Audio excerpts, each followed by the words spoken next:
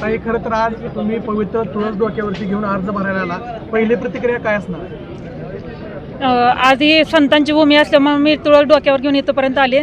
आणि घरोघरात असं आहे की अजून परंपरा चालू आहे की तुळशीला पाणी घातल्याशिवाय कोणी पाणी पण पित नाहीत. त्यामुळे मी तुळस घेऊन इथंपर्यंत आलेले.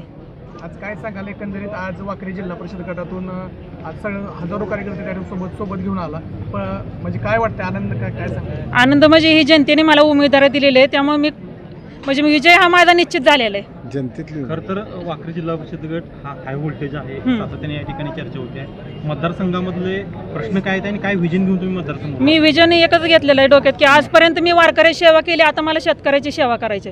पांडवरूपी शेतकऱ्याची मला सेवा करायची. आरोग्य असू द्या, शाळा असू द्या, रस्ते आहेत, वीज आहे आणि पाणी आहे, हे अंगणवाडी आहे. आव्हानं कोणाचं वाटतं? आव्हानं कोणाची वाटतं? नाही, कोणाचं नाही.